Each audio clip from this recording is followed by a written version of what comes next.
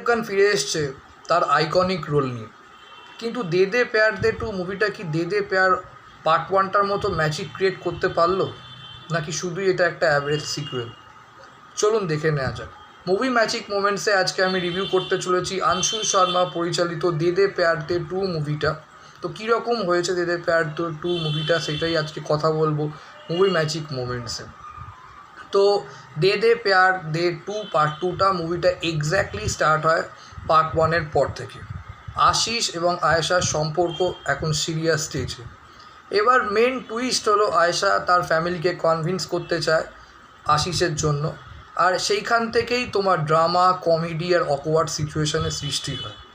Age gap সম্পর্ক নিয়ে ভালোবাসার গল্প করা হয়েছে দে দে প্যার দে 2 সিনেমাটাতে। পুরো ফ্যামিলি ক্যাওস দেখানো হয়েছে। মুভিটায় কী ভালো, অজয় দেবগনের ঠান্ডা এবং সলিড অ্যাক্টিং পারফরমেন্স, ম্যাচিওর এজের অ্যাক্টিংয়ে যেরকম রিয়্যাক্ট করা উচিত অজয় দেবগন সেই অভিনয়টাই করেছে। আর মাঝখানে অ্যাক্টিং পারফরমেন্স দারুণ, এবং তার ক্যারেক্টারটা রাকুল প্রীত সিংয়ের বাবার চরিত্রটাকে যেমন ভালো মানিয়েছে এবং তেমন ক্যারেক্টারটাকে হাইলাইটও যথেষ্ট করা হয়েছে। বাকি আদার সাপোর্টিং কাস্টের অ্যাক্টিং ডিসেন্ট, ঠিকঠাক, খারাপ না। কিছু কমেডি মুহূর্ত আছে যেগুলো সত্যি খুব মজাদার, ভালো লাগে। আর ফ্যামিলি ইমোশন এবং রিলেশনশিপ কনফ্লিক্ট ভালো লাগে। এই দুটো জিনিসকে এরা ভালো করে আনশুল শর্মা ডিরেক্ট করেছে এবং ভালোভাবে দেখায়ও।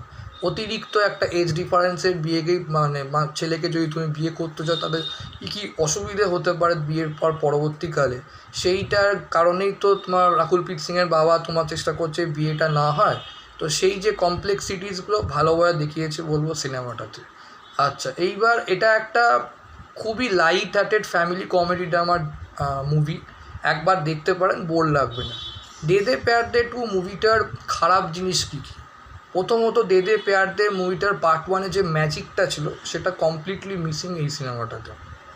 মুভিটার ফার্স্ট হাফটা খুবই ভালো, কিন্তু সেকেন্ড হাফ থেকেই মুভিটার পেস এবং গল্প উইক হতে থাকে। ক্লাইম্যাক্স খুবই যাকে বলে বোকা বোকা, এবং ক্লাইম্যাক্সটা সেরকম রিয়ালিস্টিকও লাগে না, আনরিয়ালিস্টিক লাগে। মোট কথা মুভিটা যেরকম হওয়া উচিত ছিল এবং মুভিটার যেভাবে তোমার সাজানো উচিত ছিল, মুভিটা যেভাবে তোমার লাস্ট অবধি এগোয় ততটা ঠিক ভালোভাবে স্ট্রাকচার্ড এবং ভালোভাবে আমি নিতে পারিনি মুভিটা। মানে ঠিকভাবে স্ক্রিন প্লেটা ঠিক এনগেজিংও হয়নি এবং ইন্টারেস্টিংও তৈরি করতে পারেনি স্ক্রিন প্লেটা। মানে ক্যারেক্টারটা আমি বলবো আর একটু বেশি করে এক্সপ্লোর করা দরকার ছিল, স্পেশালি জাভেদ জাফরির ছেলের যে ক্যারেক্টারটা, তো ওর ক্যারেক্টারটা সেভাবে অতটা এক্সপ্লোর করা হয়নি এবং ক্যারেক্টারটা ঠিক ভালোভাবে লেখাও হয়নি। সেই জন্য কোথাও ওরও অভিনয় করতে মুশকিল হচ্ছিলো এবং সিনগুলো ঠিকঠাক ফুটে উঠছিল না। আচ্ছা, তো যেটা আমার মতে এবং অনেক রিভিউয়াররাও বলেছে যে সিলি লেগেছে ক্লাইম্যাক্সটা, ভীষণই বোকা বোকা, যেটা বললাম।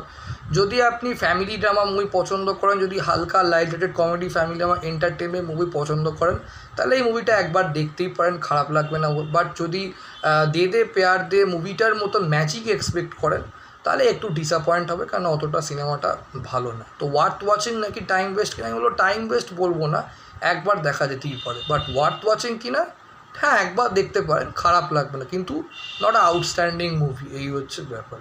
তো এই ছিল মুভি ম্যাজিক মোমেন্টসে আজকে আমার রিভিউ দে দে প্যার দে 2 মুভিটা আপনারা বলুন, আপনারা যদি দেখে থাকেন আপনাদের মুভিটা কেমন লেগেছে এবং কোন সিনটা আপনাদের বেশি ভালো লেগেছে সেটাও আমার কমেন্টে জানাতে পারেন। আর আমার ভিডিওটা ভালো লাইক করুন, কমেন্ট করুন, শেয়ার করুন, চ্যানেলটাকে অবশ্যই সাবস্ক্রাইব করে রাখুন এরকম অনেস্ট মুভি রিভিউ পাওয়ার জন্য। Thank you.